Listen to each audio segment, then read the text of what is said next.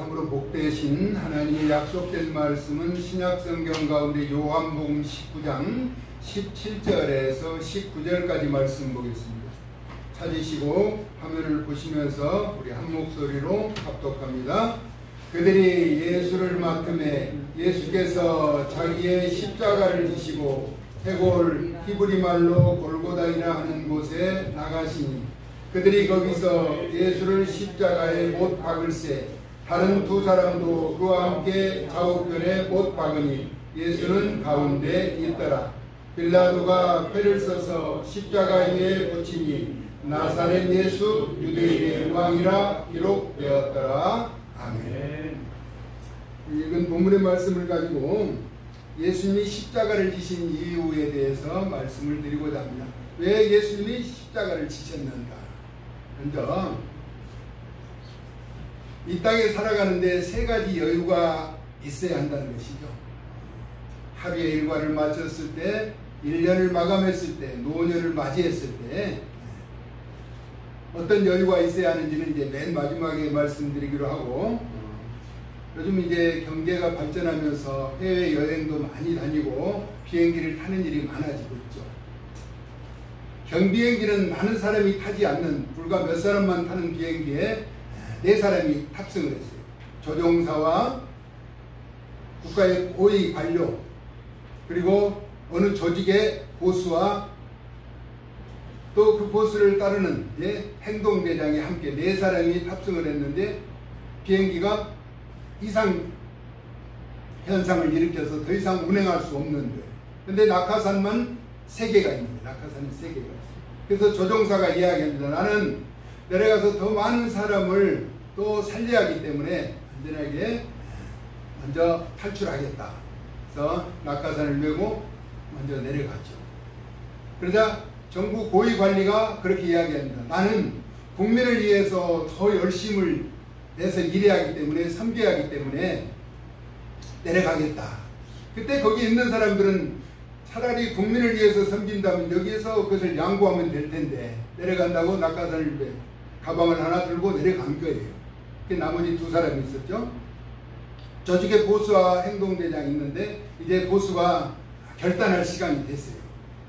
그래서 너는 나를 그동안 따르면서 많이 애썼으니까 내려가서 부모도 모시고 남은 생애를 평안하게 살아라 이야기하니까 행동대장 조직원이 뭐라고 말하는가? 그럴 필요 없습니다. 지금 낙하산이 2개가 남았습니다. 아까 고위관리가 내려갈 때 내 가방을 메고 내려갔습니다 라고 이야기했죠. 놀라운 반전이잖아요. 마지막 가슴 뭉클하게 하는 보스의 양보였는데 사실 낙하산이 2개 남아서 2사람 다 안전하게 살아남았다라고 하는 것이죠. 배려라고 하는 것은 내가 나의 것을 포기할 때 이렇게 뜻하지 않는 가운데도 다가올 수 있다는 교훈적인 이야기가 되는 것이죠. 세상에 무엇을 심든지 심은 대로 거두게 되고 문을 두드리면 열리게 되고 내가 어떤 사람을 만나고자 할 때 만나게 된다는 것입니다. 그런데 뿌리지 않아도 거두는 사람이 있고 문을 열어주지 않았는데도 열고 오는 사람이 있죠. 원하지 않은데도 초청한 장소에 그 자리에 가는 사람은 이제 밤손님이라고도 이야기하죠. 원하지 않는 일에도 우리의 삶에 나타날 수 있다고 하는 것입니다. 그러나 이 땅에서는 반드시 내가 심은 것을 거두게 되고 문을 두드리고 구하는 것을 얻게 된다는 것이죠. 그리고 내가 만나고 싶은 사람을 만나게 된다는 것입니다. 오늘 여러분을 만나서 너무나 기쁘고 참으로 오랫동안 기다린 분 가운데 오신 분이 있어요. 제가 가장 좋아하는 선배님인데 오늘 오셔서 너무나 마음이 기쁩니다. 우리의 인생은 우리가 원하는지 원하지 않든지 우리의 인생의 여정은 흘러가게 되는데 이 땅에서 무의미한 존재는 없다는 것입니다. 아무런 계획 없이 이 세상에 던져진 사람은 아무도 없다라고 하는 것입니다. 반드시 그를 통해서 어떤 일을 행하시고자 합당한 자리에 세워질 때 그 일의 역량을 감당하는 사람은 후세에 길이길이 흔적을 남기고 그렇지 않은 사람은 못사람들과 함께 내리에서 사라지게 된다라고 하는 것입니다. 여러분은 하나님께서 택하신 거룩한 존재들로 믿음의 아름다운 족적을 남기는 하나님의 사람들 되어질 수 있기를 예수님의 이름으로 소원합니다. 아멘. 그러면 예수님이 지신 십자가의 의미는 무엇인가? 왜 십자가를 지셨는가?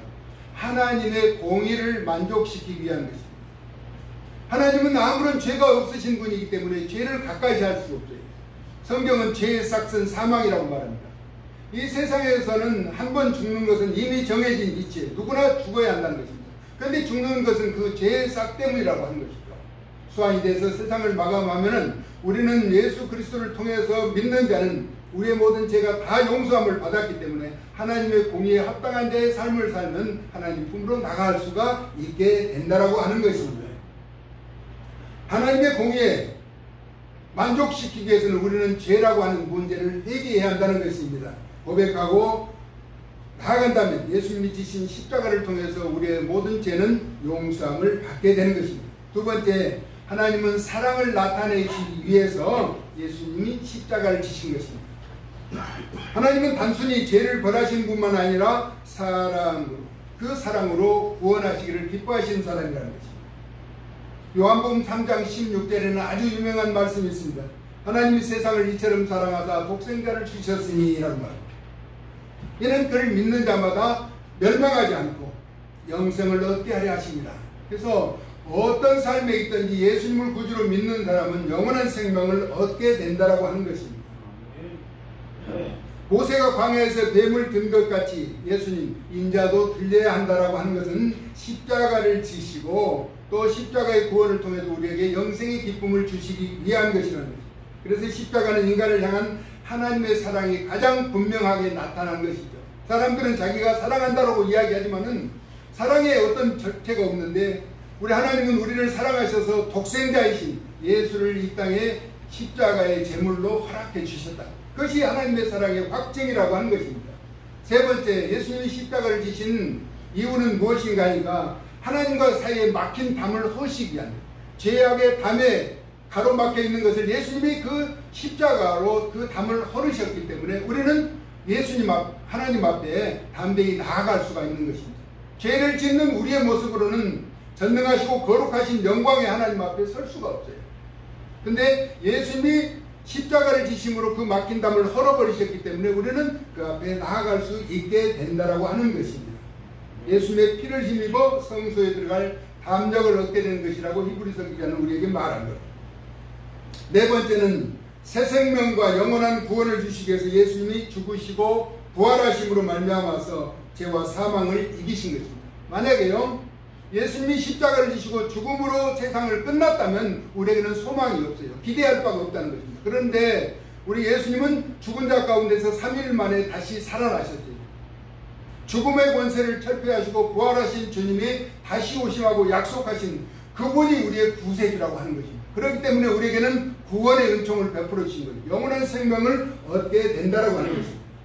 그래서 예수님은 나는 부활이요 생명이니 나를 믿는 자는 죽어도 살겠고 무릇 살아서 나를 믿는 자는 영원히 죽지 않으리라고 말씀하고 있죠. 여러분 장례식장에 가면 나는 부활이요 생명이라고 하는 일에 깃발을 세워놓는 게 믿는 자의 가정의 장례식을 볼 수가 있어요. 예수님만이 부활이요 생명이라는 것입니다. 그래서 예수님을 믿는 자가 영원한 생명을 얻게 되는 것이죠. 예수님께서 십자가를 지신 이유는 하나님의 공의와 사랑을 완성시켜 주시고 죄로 끊어진 인간의 관계를 회복시켜 주셨으며 구원과 영생을 주시기 위해서 십자가를 지셨다라고 하는 것입니다. 그러므로 십자가는 단순한 저주와 고통의 상징이 아니라 우리를 향한 하나님의 확실한 사랑이고 구원의 은총을 베풀어준 소망의 상징이 되기도 하는 것입니다. 이 같은 사실을 기억하고 우리는 십자가를 붙들며 감사와 믿음의 삶을 살아갈 수 있기를 예수님의 이름으로 축복합니다. 그러면 세상에서 바라보는 십자가는 어떤 의미가 있는가? 세상에서 믿지 않는 자들이 십자가를 뭐라고 말하는가?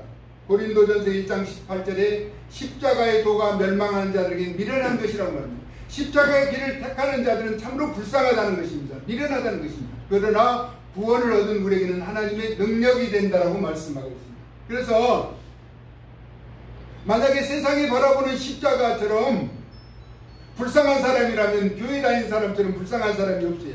그 중에서 제일 불쌍한 것이 목사예요. 불쌍한 사람들 데리고 또 불쌍한 길로 인도하기 때문에. 그러나 십자가는 하나님의 능력이라고 말하고 있습니다. 그 능력을 통해서 죽음의 권세를 이기고 부활의 은총을 베풀어 주셔도 우리는 영원한 생명을 얻게 된다라고 하는 것입니다. 죽음의 권세를 이기시고 부활하셨고 다시 오심하고 약속하신 우리 주님은 하나님의 위대한 권세를 위임받은 유일한 심판주가 되는 것입니다. 이 세상을 심판할 권세를 가지신 분이 우리 예수님이라고 하는 사실인 것입니다. 다시 말하면 인간의 생사복을 주관하신 분, 그리고 그 죽음의 권세까지도 주장하신 분이라는 것입니다. 그래서 우리는 죽음을 피할 자가 없기 때문에 예수 그리스도를 통해서 영원한 생명을 얻게 되는 것입니다. 우리가 인정하든 인정하지 않든지 그 나라를 통치하는 대통령이나 수상은 그 자리를 지키는 것처럼 말입니다. 그러나 세상의 권력자는 흠이 있고 완전하지 못하죠. 각 나라마다 통치자들이 있어요. 그들을 세워주신 것은 그 나라에 가장 합당한 자. 그러나 또 그 지도자가 지나면 또 다른 지도자가 세워지는 것이죠. 이 세상의 권력이라고 하는 것은 그렇게 변모를 거쳐간다는 것입니다. 그러나 완전하신 여호와 하나님은 이 만물을 통치하시고 다스리시며 영원토록 변하지 않는 신실한 분이라는 것입니다. 우리 주님은 공의로우신 분이며 완벽하신 분입니다. 그래서 로마서 11장 28절에서 29절에 복음으로 하면 그들이 너희로 말미암아 원수된 자요 택하심으로 하면 조상들로 말미암아 사랑을 입은 자라라고 말합니다. 그러면서 하나님의 은사와 부르시면 후회함이 없다고 말합니다. 하나님은 자신이 택하여 부른 자들은 절대 후회하시지 않는 분이라는. 왜냐하면 하나님은 완전하신 분이기 때문에. 사람은 어떤 일을 행하고도 실수하고 실패도 하고 후회도 합니다. 어떤 사람은 성공하고 또 긍지와 자부심을 갖기도 하죠. 그러나 단번에 이 세상을 성공하며 살아가는 사람은 아무도 없어요. 수많은 실패와 좌절과 어려움을 겪으면서 그 자리에 서게 되는 것입니다. 그러나 우리 하나님은 완전하신 분이기 때문에 실패하거나 실수하거나 후회함이 없는 완전하신 분이라는 것입니다. 십자가를 진 두 강도, 좌우편에 강도가 있는데 그들은 누구의 죄 때문에 십자가를 졌죠? 자기들의 죄 때문에 십자가를 졌다는 것입니다. 그러나 우리 예수님은 아무런 죄가 없지만 우리 인류를 위해서 그 십자가를 지셨어요. 그때 한편 강도가 당신의 나라에 임할 때 나도 임하게 해달라. 그래서 한편 강도는 그 십자가에서 구원받는 은총을 받았지만 그 한편 다른 편 강도는 저주하고 해면에서 버림을 받았다고 하는 거죠. 우리는 어떠한 경우에라도 예수님을 구주로 영접하면 우리 하나님은 미쁘시사 우리를 외면하지 않으신다. 가장 아끼는 사랑하는 아들까지도 우리를 위해서 내어주신 분이 무엇 때문에 우리를 외면하시겠냐는 것입니다. 그러므로 우리 복음의 수혜자들은 우리에게만 허락한 잔치에 머물지 말고 복음을 증거하는 증인으로 살아가야 한다는 것입니다. 나 같은 죄인을 살려주신 주님. 제가 앞서서 앞에 안내에 나가서 있으면서 얘기했는데 우리보다 앞서 세상을 떠난 사람들이 많아요. 저도 만약에 예수님을 믿지 않았더라면 아마 이 세상 사람이 이미 아니었을 그런 존재였다는 것입니다. 그럼에도 불구하고 여러분에게 복음을 증거하는 증인으로 살아갈 수 있는 것이 얼마나 감사해요. 나 같은 죄인 살려주신 하나님을 찬양합니다. 사랑합니다. 그렇다면 나는 십자가를 통해 하나님의 사랑을 깊이 경험하고 감사하고 있는가 하는 것입니다. 먼저 믿는 우리는 나를 위해서 누가 대신 희생해 준 사람이 누가 있느냐는 것입니다. 형제, 부모, 친척 아무도 나를 위해서 대신 죽어줄 수는 없어요. 또 죽어준다. 의리 때문에 죽는다고 하더라도 그 죽음의 의미가 사라진다는 것입니다. 왜냐하면 우리 예수님만이 아무런 죄가 없는 신실하신 분이기 때문에 우리에게 구원의 은총을 베풀어 주시게 되는 것입니다. 나의 죄사함 은혜를 붙들고 담대히 하나님께 나아가고 있는가, 그렇지 않으면 세상에 머물고 있는가 하는 것입니다.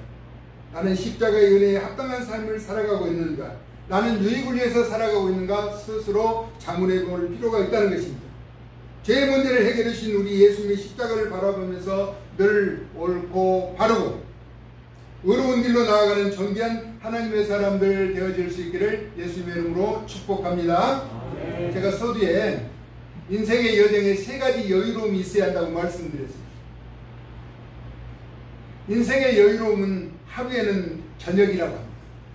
아침 일찍부터 일어나서 열심히 일하고 수고하고 집에 와서 샤워하고 이제 식사를 하고 가족과 함께 차를 마시면서 담소를 나누면서 즐거워할 수 있는 시간, 그는 하루에 가장 유익한 시간이랍니다.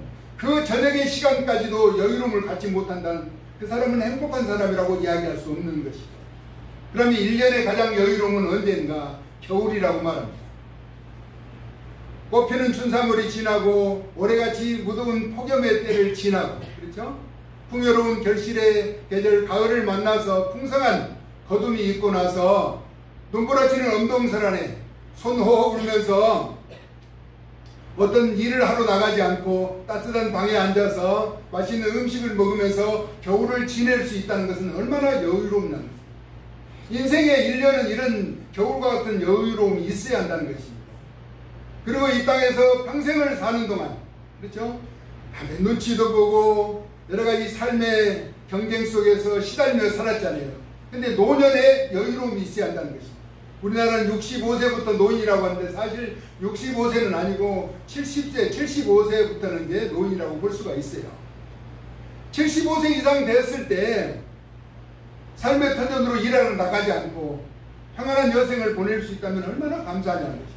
저는 가장 안타까운 것이 운전하고 다니면서 길가에 보면은 수레를 밀고 폐지를 줍고 다니는 이런 사람들을 보면은 나는 나중에 저런 생활을 하지 않았으면 좋겠다라고 항상 마음속으로 그렇게 기도하죠. 노년에는 즐거운 여생을 보내자는 거예요. 자녀손들을 바라보면서 먹고 싶은 것 먹고 여행도 다니면서 여생을 지내다가 인생을 마감해야지. 풍파와 환란과 질고 많은 세상에서 삶의 경쟁력 속에서 몸부림치다가 끝까지 생을 놓는 순간까지 땀 흘리면서 수고한다는 것은 인생의 여유로움을 느낄 수가 없다라고 하는 것이죠. 그러면 이 땅에서 인생의 여유로움은 하루의 저녁과 1년의 겨울과 인생의 마지막 노년이 여유롭다면 인생이 이 세상에 끝나는 것으로 끝이다면 그럴 수 있어요. 그러나 우리는 십자가를 바라보면서 영원한 생명을 누리는 여유로움도 갖자는 것입니다. 인생 70여 강건하면 80이라고 말합니다. 100세 시대를 산다고 하지만은 내 마음과 뜻대로 이 세상을 살아가기는 쉽지 않아요. 다 자녀손들이나 주변 사람들의 도움을 입고 살아간다는 것입니다. 그러나 우리를 위해서 십자가를 지신 예수 그리스도를 구주로 믿는 믿음의 백성들은 영원한 나라에서 영생토록 누리며 살아간다는 것입니다. 그를 위해서 여러분이 십자가의 여유로움을 갖고 인생을 후회 없이 넉넉한 삶을 사는 존귀한 하나님의 사람들 되어질 수 있기를 우리를 위해서 십자가를 지신 예수님의 거룩하신 이름으로 축복합니다. 아멘. 고맙고 감사하신 하나님, 우리가 이 땅에서 여유를 가져야 하는 이유와 하나님의 아들 예수 그리스도가 우리를 위해서 십자가를 지신 그 하나님의 공의와 사랑과 막힌 담을 헐고 구원의 은총을 베푸르신 귀한 진리의 말씀을 깨달아 알게 하여 주셨사오니 이 땅 사는 동안 예수 그리스도로 인하여 기뻐하며 즐거워하며 영생을 누리되 이 땅에서 삶에도 우리가 날마다 여유를 누리며 한 해의 여유와 노년의 여유를 누리는 구별된 삶을 살아가되 영원한 생명을 누리는 십자가의 여유까지도 누리며 살아갈 수 있도록 저희들을 주장하시고 사용하여 주시옵소서. 언제나 우리와 함께 하시며 우리의 작은 신음에도 응답해 주시는 고마우신 주님을 높이며 찬양하면서 예수 그리스도의 존귀하신 이름으로 축복하고 기도 올리옵나이다. 아멘.